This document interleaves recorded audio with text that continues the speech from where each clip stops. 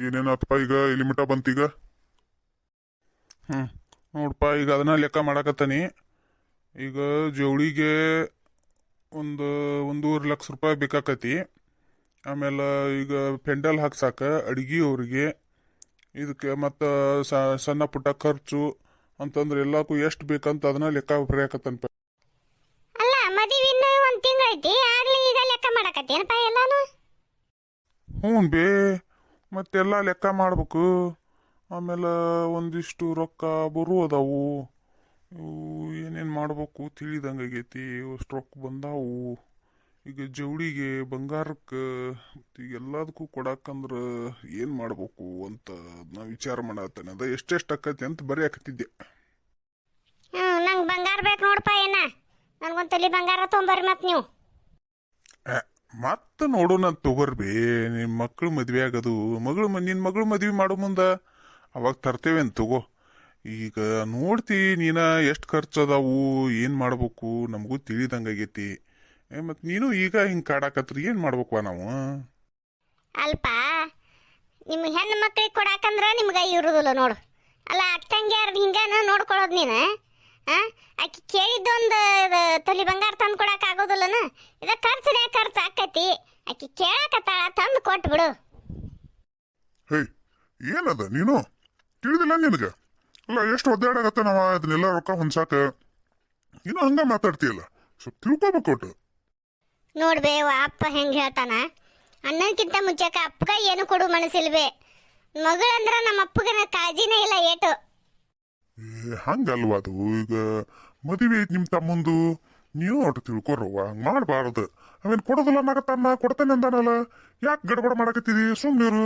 ಇದಕ್ಕೆ ನಿಂತು ಮದುವೆ ಮಾಡ್ರಿ ಚಂದಂಗ. ನಾ ನಾಳೆ ಊರಿಗೆ ಹೋಗ್ಯಂತ ತಗೋರಪ್ಪ. ಅಲ್ಲಿ ಹುಡುಗರು ಸಾಲಿಗೆ ಹೋಗೋರು, ಹುಡುಗರಿಗೆ ಊಟದ್ದದು ಅವ್ರಿಗೆ ಎಲ್ಲ ತಾಸ್ತಾರಕತಿ. ಇವರು ಬೇಯಾಕತ್ತಿದ್ರು, ಎಷ್ಟು ದಿವ್ಸ ಇರ್ತಿ, ಇನ್ನೂ ಮದುವೆ ಮುಗಿಸ್ಕೊಂಡ ಬರೋದನ್ನ ಲೇಟ್ ಆಕತಿ, ಬಾ ನೀನು ಮತ್ತೆ ಮದುವೆಗೆ ಹೋಗು ಅಂತ ನಾತಾರ. ನಾ ಇಲ್ಲಿ ತೋರ್ಪ, ನಾ ನಾಳೆ ಊರಿಗೆ ಹೋಗ್ಬಿಡ್ತೇನೆ. ಬೇಡವಾ ಬೇಡ.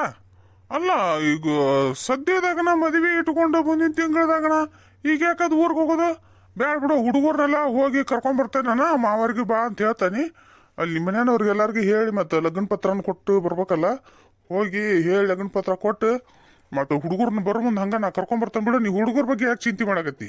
ಅವ್ರನ್ನೆಲ್ಲ ನಿಮ್ಮ ಅತ್ತಿಯಾರು ಚಲೋ ನೋಡ್ಕೊತಾರೆ ಬಿಡು. ನೀ ಯಾಕೆ ಅದ್ರ ಬಗ್ಗೆ ಕಾಳಜಿ ಇದು ಮಾಡ್ತಿ? ಅವ್ವ ಅವ್ವ, ಎಲ್ಲಿದಿ? ಬಾ ದೌಡು. ಯಾಕಪ್ಪ ತಡಿ ಬಂದೆ.